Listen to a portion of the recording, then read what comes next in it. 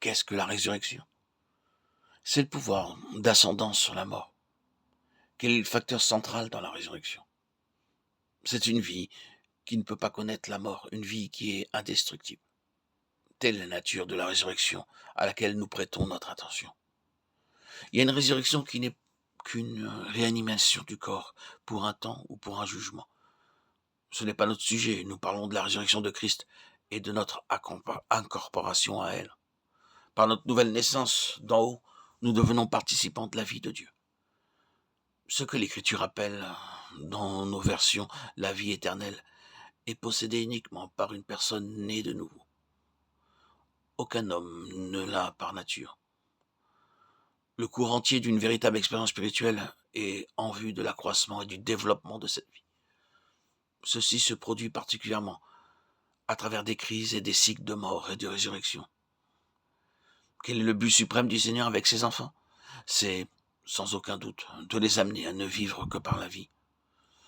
À cette fin, il ôtera de plus en plus leur propre vie. Le mouvement de l'enlèvement de l'Église devenant plus imminent, l'insistance de cette vérité augmente, si bien que vivre victorieusement ou travailler efficacement demandera à cet égard de puiser la vie du Seigneur continuellement.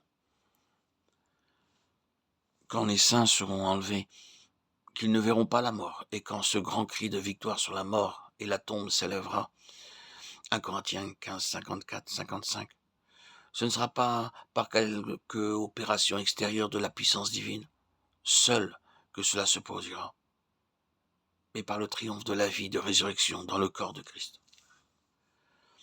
Il s'exprime dans cet achèvement glorieux d'un processus ascendant qui s'est poursuivi depuis que, par la foi dans le Seigneur ressuscité, la vie a été reçue à la nouvelle naissance.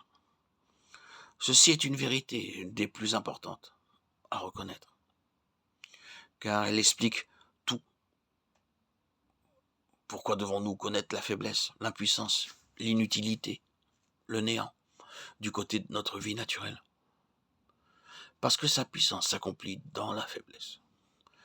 2 Corinthiens 12, 9. Et quelle est sa puissance? Et quelle est envers nous qui croyons l'infinie grandeur de sa puissance, se manifestant avec efficacité par la vertu de sa force? Il l'a déployée en Christ, en le ressuscitant des morts. Éphésiens 1, 19, 20.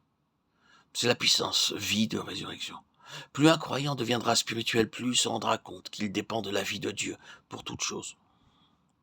Ceci sera aussi vrai physiquement que dans tout autre domaine.